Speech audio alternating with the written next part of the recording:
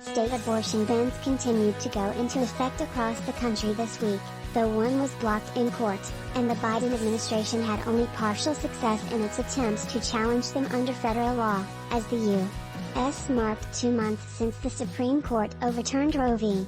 Wade. As Texas trigger law took effect this week, abortion rights advocates filed a new lawsuit in federal court Tuesday that tries to preemptively block the law from being used to punish people who obtain or assist people who obtain an abortion out of state. Republican lawmakers in Wisconsin also filed a motion this week asking a court to dismiss State Attorney General Josh Cowell's lawsuit challenging the state's 173-year-old abortion ban, which has halted abortions in the state even as Cowell has vowed not to enforce it. In Michigan, where the state's similar pre-Roe ban has already been blocked in court, a court said Wednesday it would not hear an appeal from Republican lawmakers who are trying to put the decades-old abortion ban back in effect. Abortion rights advocates were dealt a blow in Florida, however, where an appeals court formally threw out an earlier injunction that blocked the state's 15-week abortion ban, leaving the policy in place as litigation against it plays out. Anti-abortion advocates' long-shot recount effort for Kansas ballot measure on abortion rights wrapped up over the weekend, affirming voters a landslide rejection of a constitutional amendment that would have paved the way for new restrictions.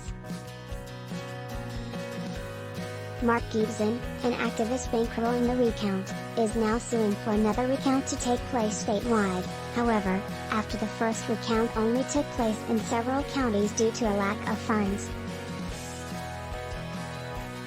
Michigan is also now closer to having its own ballot measure in November on abortion rights, as the state's Bureau of Elections recommended Thursday that state canvassers greenlight the referendum before they meet August 31st.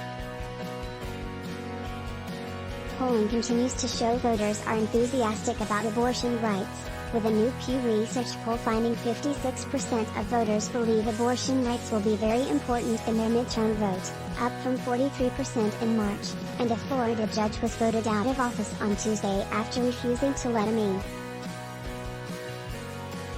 The increasing evidence that most voters don't want anti-abortion candidates and policies is starting to affect some Republicans' campaigns. Arizona Senate candidate Blake Masters scrubbed language from his website that described him as 100% pro-life and expressed support for a fetal personhood law. He now professes to only support bans on late-term abortions.